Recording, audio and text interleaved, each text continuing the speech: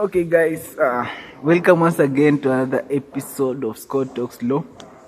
So, this is an episode whereby Scott talks law, and in this episode, we are going to look at the administrative tribunals. So, administrative tribunals is a subtopic under the administrative law unit, and administrative tribunals, these are bodies that are established by the government. So when I say a tribunal, I simply mean a seat of justice. When you hear about tribunals, just relate to the seat of justice. So these are bodies that are established to ensure that justice is provided for the citizens or anyone who is seeking for justice. So they are judicial bodies or quasi-judicial bodies. So courts are also judicial bodies, but tribunals are not courts. Tribunals are very different from the court, but they are kind of related because they all function judiciary, or they perform the judicial functions. But the function of the tribunals is quasi-judicial in nature because they are given the powers from the government. They derive their powers from the government because this not their powers really, but the assets or established by the government. They derive their functions or powers from the statute, but they are established by the government. So these are bodies that are established by the government and derive their functions from the statutes or the acts of parliament. So a tribunal, there are very many types of tribunals, and examples are like the election tribunals, and the election tribunals are tribunals set to deal with the issues relating to election. So characteristics of tribunals, the tribunals, as I said, they are statutory in nature. They get their functions or powers from the statutes. They are independent bodies. They should exercise their functions or powers without interference from any body or any arm of the government. They should just function independently. And they also have the quasi-judicial functions. They are bodies that are established by the government, and they perform their functions in quasi-judicial way. They have the quasi-judicial functions. Another characteristics of tribunals is that they should just exercise their powers as provided from the statute, but they cannot derive their own powers or functions. Whenever there is no statutory provisions concerning a particular issues, these bodies are limited. They cannot derive their own functions or powers to tackle particular issues. So members who are appointed in these tribunals are not all of them legal professions. So they need not to be legal professions to functions to be appointed in these tribunals. It can be anyone. Anyone can work in these tribunals, as opposed from the courts. The courts only demand legal professions or legal people who have the legal knowledge to perform to work under the courts. As judges and magistrates, there are people who have the legal knowledge. But for you to work in a tribunal, you need not to have that legal knowledge or to be a legal profession. So these tribunals have some weaknesses.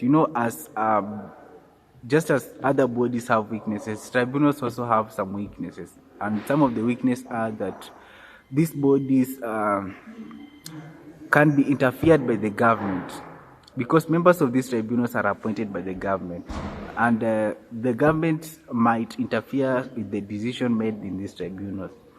Another weakness is that members in these tribunals are not legal professions. This is a body that is established to perform the quasi-judicial function, and the judicial function is legal in nature, but not all of them are legal professions. So it's also a challenge. And another feature of this tribunal is that they are independent. Yeah? They should conduct their proceedings in an open and fair way. They should be open. The procedure that is followed in coming up with decisions should be well stated, and it should be clear to avoid any form of biasness and to bring that clarity. So The proceedings are judicial proceedings, yeah. So the tribunals are different from the courts in that they are bound to follow they are statutory in origin, but the courts are not statutory in origin. The tribunals follow their own way in coming up with decision, but courts might follow the judicial precedents.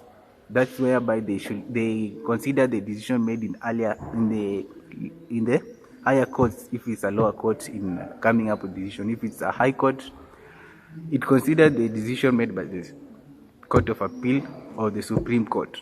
But tribunals, they don't follow such kind of procedure. They just follow their own way or come up with their own way of dealing with particular issues provided according to the powers that is provided by the statute.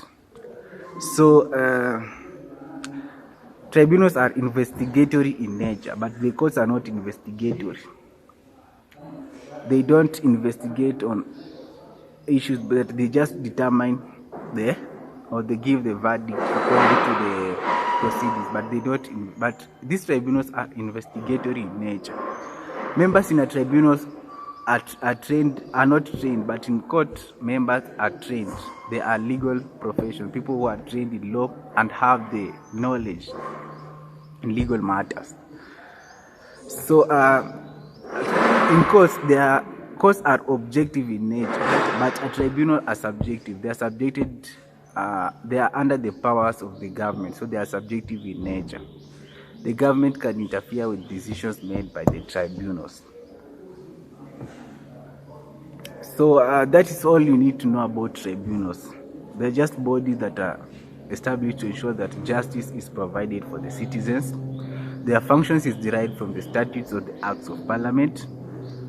And members are not supposed to be, it's not a must for the members to be legal professions. Anyone can work in a tribunal,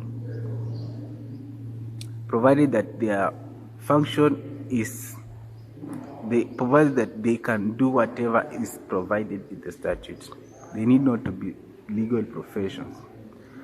So that's the end of my lecture about tribunals.